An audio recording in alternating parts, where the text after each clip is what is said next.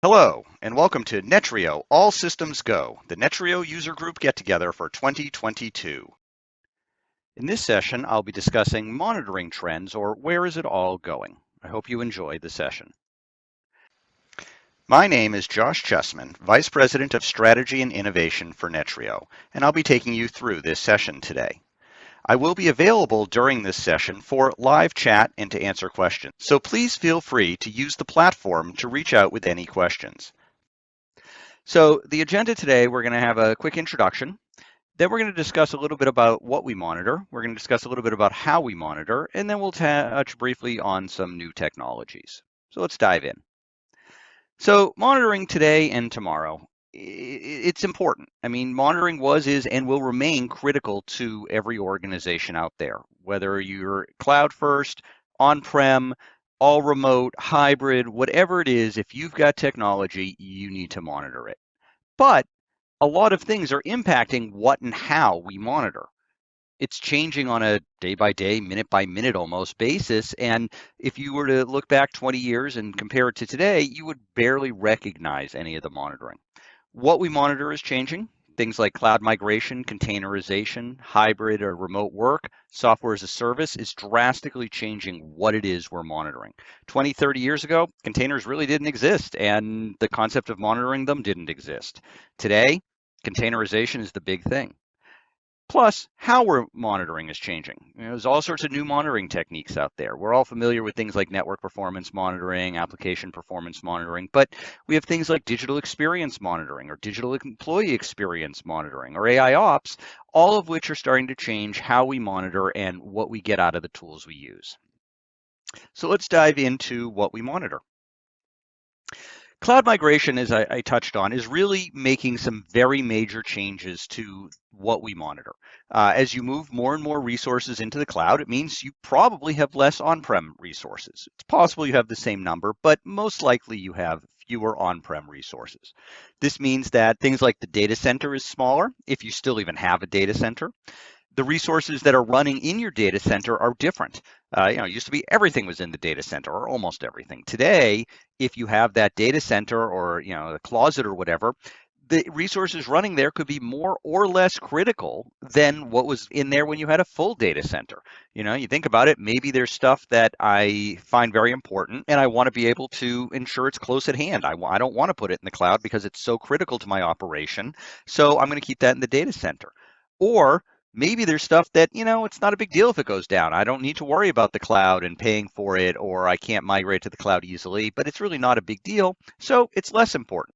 And monitoring in the cloud is different. Let's be honest, it's in the cloud. When you move to the cloud, you're doing a few things, but at a fundamental level, what you're doing is outsourcing your data center. You're saying, I don't want to run this anymore.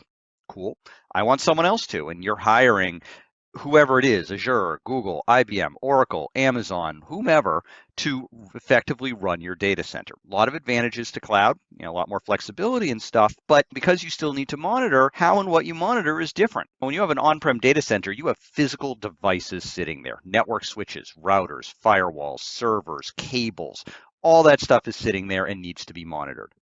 When you're using the cloud, everything is virtual. You don't control any of the physical network or infrastructure. You don't have access to the physical infrastructure. You can't go out and monitor the actual switch. You can monitor a virtual switch or a virtual server or things like that, but you don't have access the same way. Additionally, resources are accessed differently. So in data center, I may access it remotely via VPN or maybe directly across my corporate network, but when I'm using the cloud, I'm not accessing it directly across the corporate network. Maybe I have a private link, ExpressRoute or something like that, tying me directly into the cloud provider's network, but I'm not tied in directly. Similarly, my users are probably accessing resources over the internet. And all of this means that we have lots of different requirements for how we or what we're monitoring. How do we monitor it? What do we monitor? And as we can see from this graphic over here, cloud spend is continuing to increase. So there's no indication that organizations are drastically moving away from cloud. So this migration and this change in how and what we monitor is going to continue. Containerization, another area we touched on briefly. Instead of having a big monolithic application running on one monster server, you might have 5, 10, hundreds, thousands, or tens of thousands or more containers running on many servers in many regions. Maybe it's all one region, but it's entirely possible you could have thousands of containers all interacting that are in different regions separated by milliseconds or seconds even, potentially. And those containers, they could exist for months, years, or they might exist for seconds. They might be set up and torn down instantaneously almost. It just depends on what you're building, how you're building it, and where you're going with it. And all of this is different. Now we're monitoring containers and we're monitoring the communications between those containers. And if I have a container that's being set up and torn down every few seconds, monitoring that is very different than monitoring a big physical server that's sitting in my data center. And again, some more stats here from Gartner. We can see that the adoption of application containers, 55% of respondents said that they are actively using containers in production, and more are evaluating or moving in that direction. So containers are a big deal, and monitoring them is a big deal, and will continue to be so. Then we get into remote and hybrid work. Again, we touched on this a little bit, very, very briefly with the cloud stuff, but remote work is here to stay. You open up the news or read a news article, and there's all sorts of articles about, well, this company's trying to get people back in the office. This company's gone all remote. This company's hybrid. People are happy or unhappy or whatever. But what we can definitely take away from it is that remote work is here to stay. Whether it's fully remote, hybrid, or something else, that's unknown. But remote work is definitely here and not going anywhere. We're going to see remote work continue to grow, and that leads to a lot of interesting challenges. It used to be when you're in the data center, I'm sitting at my desk, connected maybe over wireless or wired from my local machine to a network that goes to the data center, and I access my resources. Well, we're not doing that anymore. Now I'm sitting here at my desk on my computer, connected over a local Wi-Fi network to an internet connection across the internet, maybe through a VPN to some resource in a data center, or maybe across the internet directly to a cloud provider. But as the IT department, you don't have access to a lot of those resources or to view a lot of those. You can't monitor the internet, the whole internet. You might be able to monitor part of my local Wi-Fi, but probably not the whole thing. So there's a lot of new and interesting challenges that remote and hybrid work brings up. And again, some statistics here from Gartner, we can see that with remote workforce challenges, the number one item was home networks or personal internet connection. I have a gigabit connection. Performance is pretty good. Someone else might only have a 1 megabit or a 10 megabit connection. And if you're trying to do a lot of video streaming, that may not work out very well. So lots of challenges that remote work and hybrid work bring to the forefront for organizations. And then software as a service.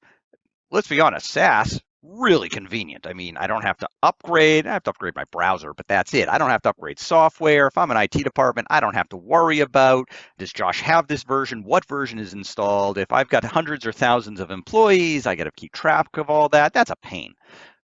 Software as a service, no big deal. Sign up in the cloud, I access it through a browser. Upgrades are basically handled automatically, maintenance, all of that. If I have a problem, I call someone and they deal with it. But there's the rub. If I have a problem, I call IT and they say, I don't know, we don't have any access to that. So we're working blind here. We can't see what's going on. We can't see as much traffic or the server or what's happening on the back end. And that makes troubleshooting much more difficult. It's really hard to troubleshoot something that you can't see.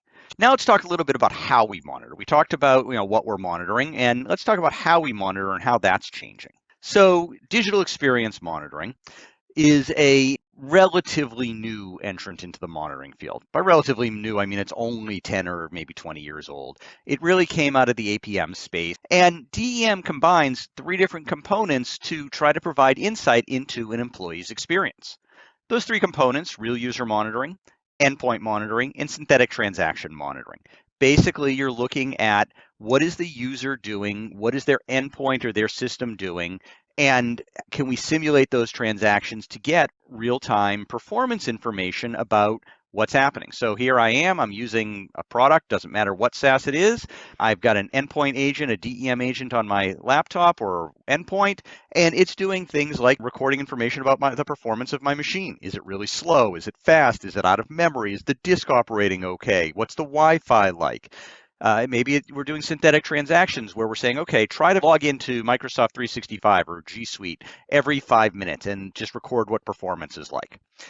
All of this gives the IT department a lot more useful information. So if I call up and say, hey, I'm having a problem, I can't access some resource, or it's really, really slow.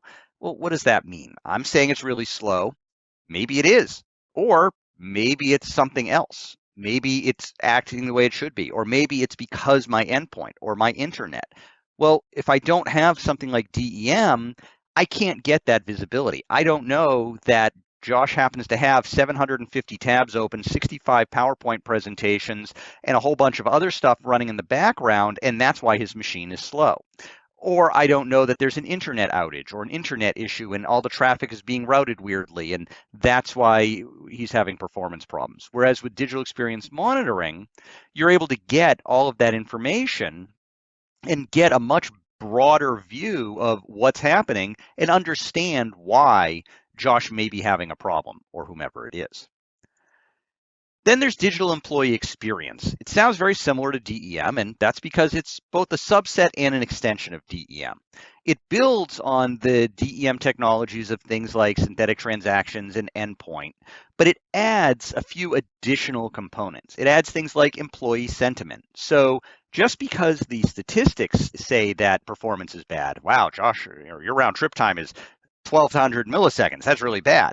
That doesn't mean I'm actually having a bad experience. Probably I am, but there's no guarantee. Employee sentiment allows me to provide feedback. Pop a little survey up. Hey, Josh, how was your experience with this application yesterday or today? And I can, say yes, no, good, bad, 1 through 5, whatever, and get that additional information so that the system can look at it and go, all right, even though the round trip time was really bad, Josh said everything was great. So we need to keep an eye on it because of that round trip time, but maybe things are okay. Maybe it's got a high tolerance for round trip time. I don't know. Additionally, you get things like analytics and ML, and some DEM vendors and products provide this as well, but it's also falls into the digital employee experience category. And it's taking all of this information, the performance metrics, the employee sentiment, the organizational context. I mean, if you're the CEO, maybe you have different needs or different requirements than if you're a developer or if you're a manager or something like that. And we take all that and put it together and say, okay, what does this mean? Let's generate a score or some kind of summary that says this person is having a good or a bad experience based on everything that is out there. The sentiment and the organizational context and the performance metrics and all of that. And then another component we add in here is the ability to automate actions. So, wow, we've noticed that every time this happens, Josh has a problem, so let's automate replacing that. Or, it depends on the vendor, obviously, but, we've noticed that every time someone's running driver 6.9.5.43.2, performance is bad. So if we find that, let's upgrade them to the newer driver or downgrade them to the older driver. But digital employee experience is really trying to provide companies with more insights into what is this employee's experience like with applications and within the organization. And then AI ops. So important note about AI ops, it's one of those things that doesn't really come up. It was not originally intended to have anything to do with artificial intelligence or machine learning. It really originally stood for algorithmic information technology operations. But that ship has sailed. Every vendor out there is offering something they're calling AI ops. Basically, if you don't have something called AI ops or ML or something, you're not considered a serious vendor. Everybody has something. But that makes it really difficult because just because everybody says they have AI ops doesn't mean that it's all the same. As a matter of fact, it's almost never the same. They might provide some of the same kind of information, but the data they analyze, how they analyze it, what they do with it is different for every vendor. And that means it's really difficult to say, okay, I'm going to do a bake-off between these 2-3 vendors and see how they compare, see how they do. It's just very difficult because everything is so different. When it comes to basic monitoring, I'm going to collect SNMP data. Cool. That's easy. Everybody does it. Yeah, there'll be some variations on, how many MIBs are supported or how easy it is to add a MIB or what they can do with the data from the, different MIBs. But basically, they all support SNMP, they support SNMP. With AI Ops, it's entirely subjective to how they're doing. And because AI Ops doesn't tend to return results very quickly, it's not the kind of thing you're going to turn on and you're going to get really good data in 20 minutes. Maybe you get some, but it's usually days to weeks to months to truly get something tuned well and to be doing a really good job and giving you really valuable information. It doesn't happen overnight. But that means it takes a really long time to get good data, and it takes a really long time to be able to compare it. You're not going to do a bake-off between 3 vendors for 2 weeks each and be able to really compare those and say, oh, wow, this vendor did a much better job than that vendor. You can do that, but it's unlikely the information is truly meaningful because of the short period of time. And it's one of the big challenges with AI Ops. And then you get into sort of this final bullet here, which is that there is no such thing as AI today. Nobody has true artificial intelligence running anywhere. It just isn't happening. There's a study that there's a link to it down there discussing AI, and it discusses it in a much broader term than just AI ops. But basically, the takeaway from the study is AI doesn't really work today. It's not clear that it'll ever work, and by ever, I mean in the next 10, 20 years. I'm not talking hundreds or thousands of years, obviously. There is value. Don't get me wrong. I'm not saying that there's no value to AI ops or machine learning, because there absolutely is, and it can bring a lot of value to a lot of different areas. But you need to manage your expectations. You need to make sure that you're leveraging AI and ML where it makes sense, and that you're not expecting it to do too much, because it's not going to be able to. It's going to be able to give you some good insights, and it's very good at doing things like correlation, stuff like that. But expecting it to say, oh, look, we've identified a problem, and this happened, so there's a problem. And we went out and did a root cause analysis and determined that all of this happened because of A, B, and C. So we developed a whole bunch of solutions that we're now going to implement across those servers that's going to solve the problem. Nobody's there yet. And, we're still a ways away from anything like that. Some basic stuff, sure. Incident management works really well with machine learning and stuff, can do a really good job. And even automating within that, hey, listen, we saw this happened. Whenever that happens, this happens, and this then happens, and we can solve all of those things by restarting this service. It's non-intrusive or invasive, so we can just do it anytime. So yeah, when this happens, restart this service. Cool.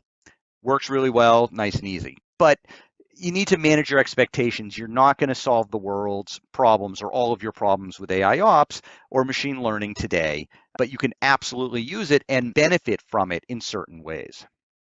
And then I promised we would touch on some new technologies that are sort of forthcoming.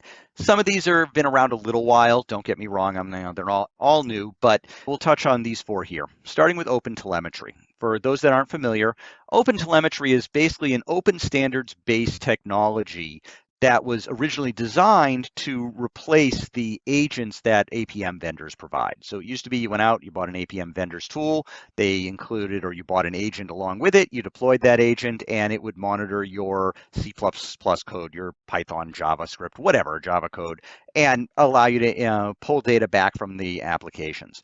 And that worked really well, and it was great. But it meant that you were stuck with that vendor's agent, and you made it really difficult to switch to another vendor because their agent was different and they didn't support the agent from your previous vendor. OpenTelemetry's original goal was to sort of get around that. So I deploy my OpenTelemetry agent, and anybody who supports it can pull data in. Cool, I'm up and running. It also has the advantage of letting me say, you know what, I'm using vendor A. It works okay, but it's not exactly what I need. It worked okay, before, but we've changed, we've grown, we made an acquisition, whatever, and we really need to use vendor B. But I don't want to go out and have to reinvent the wheel and re-architect everything and redeploy an agent across 10,000 containers, etc. Well, OpenTelemetry, in theory anyway, solves that problem. It's not perfect, but it definitely it brings things much further along. eBPF is another one that's becoming more common and will become so.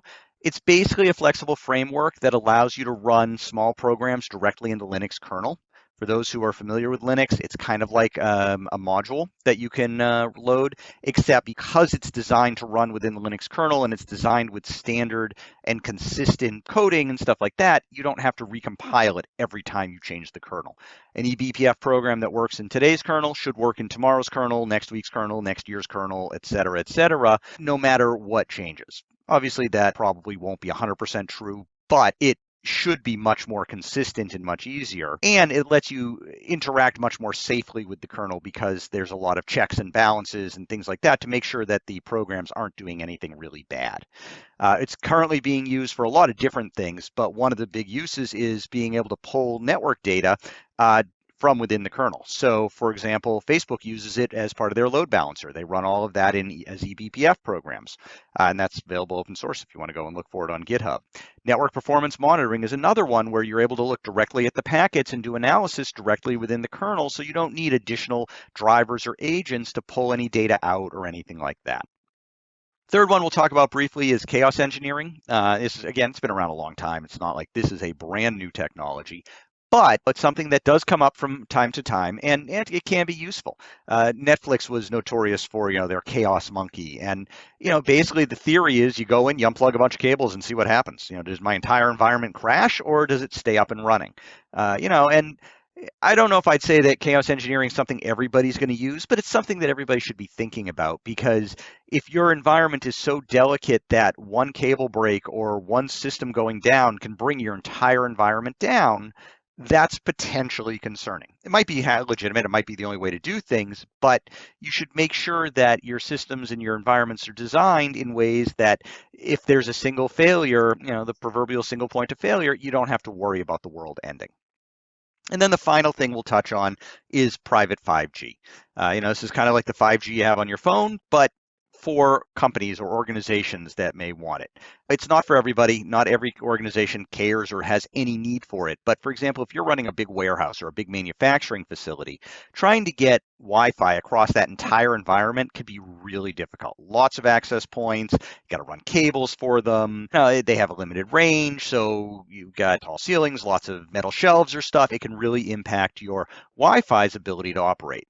Private 5G can solve a lot of those problems, but it comes, of course, with its own requirements, different technology, different monitoring requirements, different techniques, lots of stuff like that. So while it can definitely solve a lot of problems, it doesn't solve every problem, or it introduces new problems. But it's something that is up and coming, and again, as I said, not everybody's going to use it, but it's something that is likely to start showing up more and more, especially in select environments.